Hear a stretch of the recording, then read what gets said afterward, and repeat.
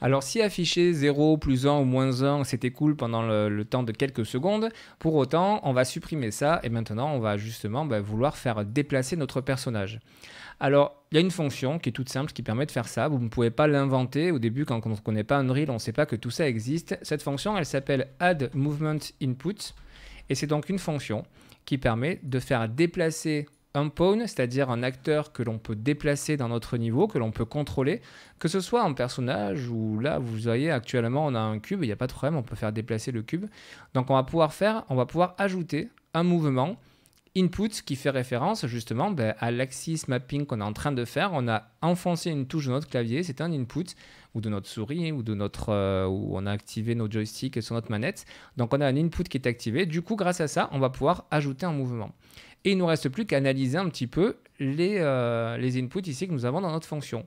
Le premier, comme d'habitude, target, la cible, c'est-à-dire quel est l'acteur que l'on doit déplacer. Et bien là, on a l'intérieur du blueprint du héros, donc que l'on souhaite déplacer. Donc on peut laisser la référence self qui fait référence à l'acteur dans lequel on se trouve, on est tout bon. On a ensuite le world direction ici. Dans le world direction, il va falloir que l'on indique la direction vers laquelle on est tourné, ou en tout cas vers laquelle on est en train d'orienter le contrôleur. Puisque rappelez-vous, hein, quand on va être en jeu, quand on est en jeu, c'est notre caméra, quand on regarde à droite ou à gauche, c'est notre contrôleur qui indique dans quelle direction on souhaite aller. Et bien il va falloir qu'on récupère cette information-là. On va voir dans un instant comment on va faire. Et ensuite, le scale value, c'est la valeur qui nous est retournée ici. Rappelez-vous, hein, le scale ici, c'est pas pour rien que ça s'appelle scale. À cet endroit-là, dans le project settings, quand on a mis des valeurs positives ou négatives, c'est bien dans le scale qu'on a renseigné ces informations. Ça veut dire quoi? Ça veut dire que ici, clac, on a juste à relier cette information. Notre add movement input ici, à chaque frame, il va donc rajouter un mouvement que l'on va indiquer dans quelques instants au niveau de la direction. Et la force, entre guillemets, enfin je dis la force, c'est même pas le terme, j'ai vu force en dessous, c'est pour ça. Mais savoir si on doit avancer ou reculer, c'est l'information qui va passer ici. C'est-à-dire que si je regarde dans ce sens et qu'on met une valeur positive, je vais avancer. Si on met une valeur négative, je vais toujours regarder dans la même direction, mais cette fois-ci, on va reculer.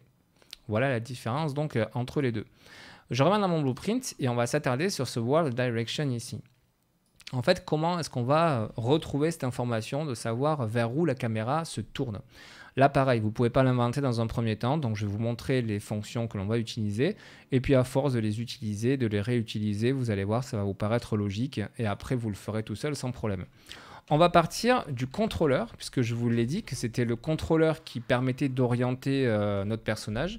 Et la fonction s'appelle getControlRotation, qui nous dit, le tooltip nous l'indique, get the rotation of the controller, donc ça nous donne l'orientation de notre contrôleur. Sauf que l'orientation du contrôleur, on le voit ici, la valeur qui nous est retournée, c'est une valeur, donc on voit le code couleur violet, quand on laisse le tooltip apparaître, ça nous indique que le type de variable retournée, c'est rotator, et ça veut dire quoi? Ça veut dire que ça va nous retourner les valeurs sur les trois axes. Dans quel sens je suis orienté, je vais vous l'indiquer comme ça, dans quel sens je suis donc orienté, enfin pas orienté, mais dans quel est mon degré de rotation sur X, sur Y et sur Z. Vous voyez, j'ai mes trois axes. Sauf qu'on a un petit problème, parce que nous, quand on veut se déplacer dans notre univers, même si notre caméra, on regarde vers le ciel ou si on regarde vers le sol, notre personnage, on ne veut pas qu'il essaie de rentrer dans le sol ou qu'il essaie de décoller vers le ciel quand on contrôle un personnage. Nous, on veut simplement que notre personnage, il se déplace dans un sens qui est l'orientation vers lequel on regarde, mais sur un seul axe. Et en l'occurrence, alors je réinitialise à 0 toutes mes rotations, en l'occurrence, nous, l'axe qui nous intéresse, c'est le Z, c'est celui-ci. C'est-à-dire qu'on ne veut pas que notre personnage puisse se coucher en avant, donc rentrer dans le sol ou essayer d'aller atteindre la Lune. On ne veut pas non plus qu'il se couche sur son flanc gauche ou flanc droit, tout ça, ça ne nous intéresse pas. Nous, on veut uniquement prendre en compte cette rotation-là sur l'axe Z qui s'appelle le yaw. En fait, X, Y, Z, en rotation, si on survole, on le voit ici, c'est le roll, c'est le pitch, et c'est le yaw. Maintenant qu'on sait qu'on veut uniquement cet axe-là, on peut retourner dans l'event graph et on peut travailler ici. On va dire OK, cette fonction nous retourne la rotation de notre contrôleur sur les trois axes. Moi, je veux uniquement le Z, sinon mon personnage va faire n'importe quoi. Pour faire ça, on vient ici. Donc on maintient le clic gauche enfoncé, on relâche. On va taper break pour récupérer chacune des valeurs sur chacun des trois axes de rotation. Donc on fait le break rotator. Ce node, vous le voyez, nous permet de retourner la valeur en X, Y et Z de rotation. Le travail n'est pas fini, puisque maintenant on sait que on veut retourner uniquement le Z. On va rappeler une fonction qui s'appelle makeRotator. En fait, on reforme une information de rotation, sauf que cette fois-ci, le X et le Y, on va laisser la valeur à 0. C'est uniquement le Z que l'on va relier. Ça nous permet de dire qu'à chaque fois que cette fonction va être appelée, donc on le sait maintenant, c'est à chaque frame, on va récupérer les informations de rotation des 3 axes, mais on va récupérer ici uniquement l'axe Z. Les autres, on les réinitialise à 0. Donc en fait, on va cheater.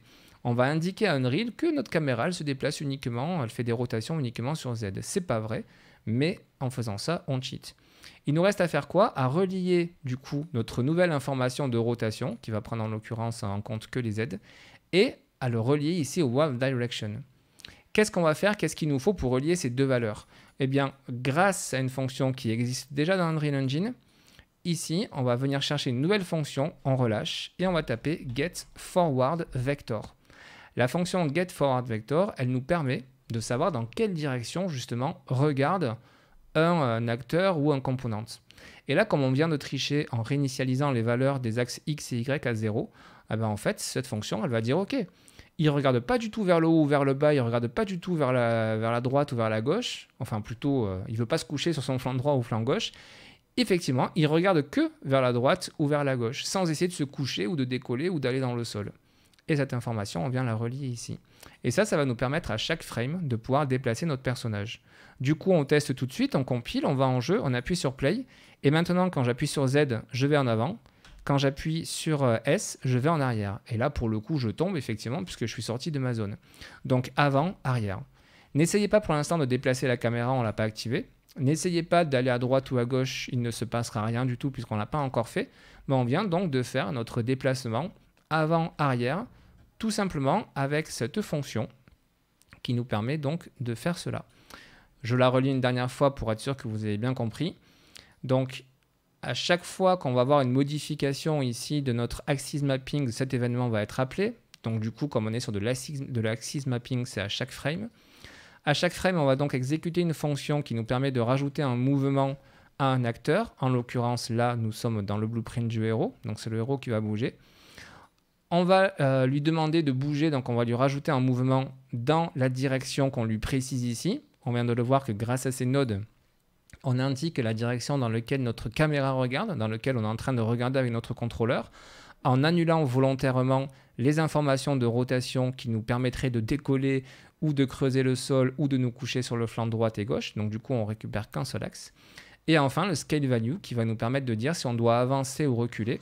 Le scale value étant l'information donc qui est transmise grâce à cette information-là, qui nous retourne +1 si on appuie sur Z, -1 si on appuie sur S et 0 si aucune de ces touches-là sont enfoncées. Voilà donc comment est-ce qu'on déplace notre personnage dans le sens avant ou arrière.